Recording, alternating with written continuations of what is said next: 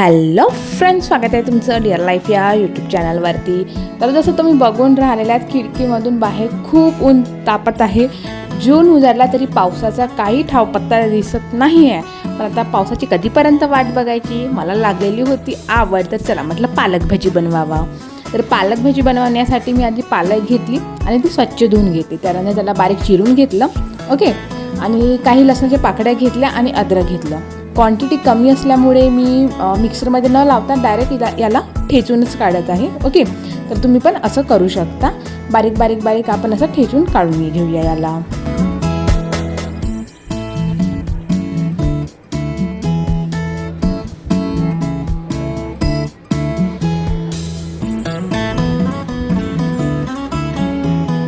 त्यानंतर इथं आपल्याला टाकून घ्यायचे आहे मसाले. हळदी पावडर टाकून घेतलेला आहे मी इथे, ओके. धना पावडर पण टाकून घ्यायचं आहे. सोबतच आपल्याला जिरं टाकून घेतलेलं आहे इथं मी, आणि कस्तुरी मेथी असते, ओके, ती पण इथं मी टाकून घेतलेली आहे. त्यानंतर आपल्याला थोडंसं तिखट घालायचं आहे याच्यामध्ये, कारण आपण मिरची पण सोबत टाकणार आहे त्यामुळे, ओके. तर मी मिरच्यांचा क्वांटिटी थोडं कमीच घेतले. 2 बारीक मिरच्या चिरून घेतलेल्या आहे आणि जे अद्रक लसूण होतं ते पण आपण इथं टाकून घेतलेलं आहे, ठीक आहे. त्यानंतर आपल्याकडे असते तांदळाचं पीठ, ते पण इथे टाकून घ्यायचं आहे. चवीपुरतं मी इथं मीठ टाकून घेतलेलं आहे. मीठ टाकून घेऊन एकदा मिक्सअप करून घ्यायचं आणि त्यानंतरच आपल्याला तांदळाचं पीठ टाकायचं आहे. मी इथे 2 चम्मच तांदळाचं पीठ घेतलेलं आहे, ओके.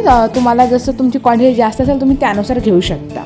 त्यानंतर चांगलं मिक्सअप करून आपल्याला तिथे टाकायचं आहे बेसन.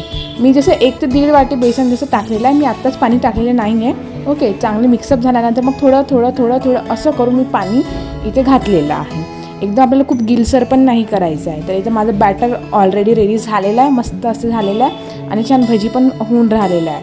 तर त्याच्यासाठी मी आता काय घेतलेलं आहे, गॅसवरती गंजी ठेवलेली आहे आणि त्याच्यामध्ये तेल गरम करायला ठेवलं. ते गरम तेल आपल्याला त्या मिश्रणामध्ये टाकून मिक्सअप करून घ्यायचं आहे पूर्ण.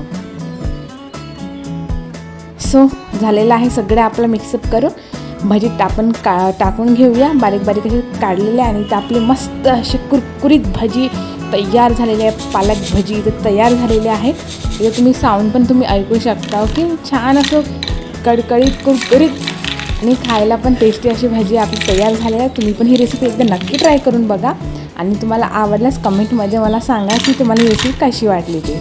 बघा, मी तुम्हाला आवाज पण इथे दाखवते. कुरकुरीत असा आवाज आलेला आहे. मस्त असं झालेलं आहे भजी आपली, ओके.